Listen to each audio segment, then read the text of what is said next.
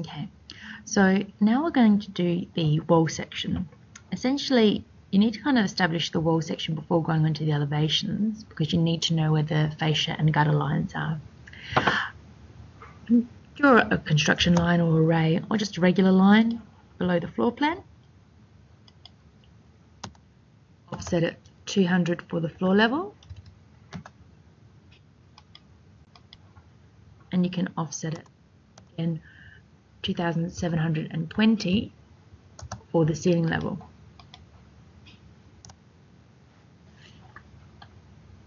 These lines will be your datum lines. You can select them and drop them in datum line. I'm going to again change them to a scale that shows them as dashed in model space. I'll change it to about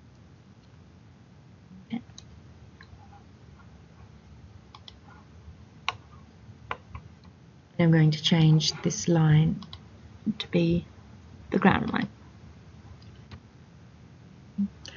Now, to draw the lines, you can project from the wall. Then you can do ray lines. One and copy it. So,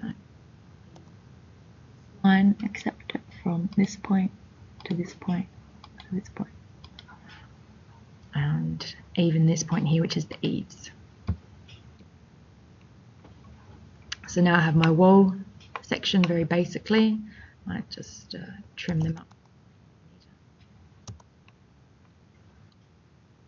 And I have the point where my eaves is. Okay. The line of the rafter will be 25 degrees to the actual ceiling. So the ceiling line will be here,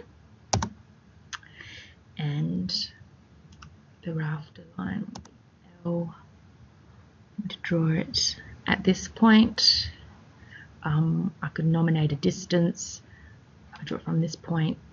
I might just nominate 1,000. Hold down Shift and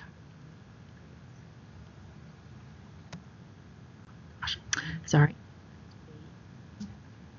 1,000 Shift angle minus 25. Not 245, 25. There we go. Okay.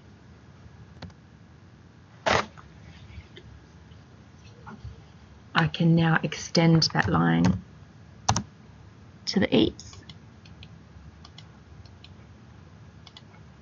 And I can offset that line 120, which is the depth of the rafter.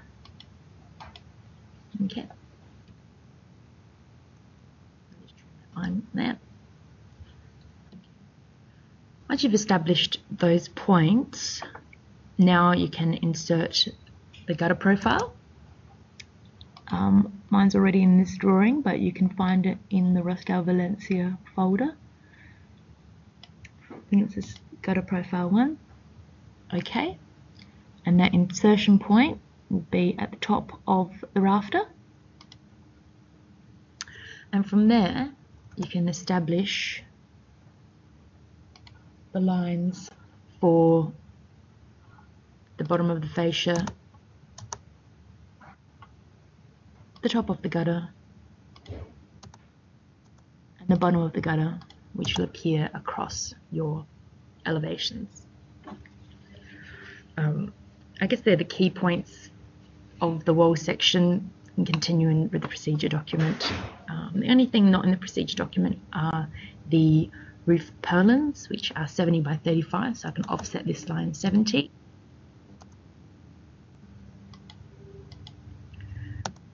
Line from here to here and offset it 35.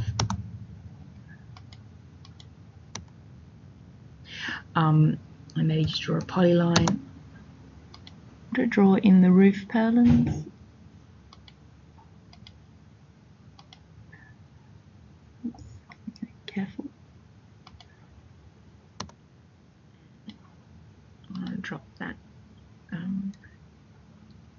make a block of it. So I'll keep it in layer 0. I'll draw a crosshatch to indicate that it's rough sawn timber. Very careful. Okay. And drop those lines in the hatch layer. Okay. And I'll make a block, and I'll call it a purlin. I need to pick a midpoint there, space point, and select the objects, those lines, and the polyline. Okay. Now I can move it. I'll just move it up a little bit so it's not right on the edge of the gutter. Oops, that was the other one. Okay. Right, I can delete that. Block, I kept it as retain, not convert to block. So what I'm going to do is just erase those items and insert my block that I just created with a purlin. Okay, not right along there. Oh, I might even put it there from this point to this point. And I'm going to drop it in the timber 35 layer. There it is. And I'm sorry, that should be yellow. Okay.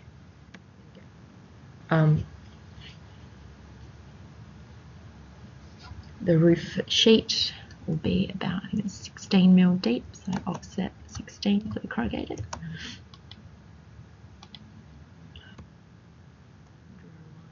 For the edge of that roof sheet. Bottom line of the roof sheet that is heavier, so I want to drop it into a layer that is going to come out thicker. And okay, it's not timber, but I can put it in timber 35. Was that green? Gosh. Let me just change that color again. Oops. Yellow. Okay, that's better. I can copy roof purlin and put it in this direction. Hopefully we'll go in this direction and put it, or 600 centers. Again, close in this direction, 900. Okay, that's it. Okay, I guess if you don't want to keep doing the calculations, you can copy that one from this midpoint to this midpoint. And okay, so that's just putting the roof purlins and roof sheeting on. And the rest should be quite self-explanatory from the notes, but please contact me if you have any questions.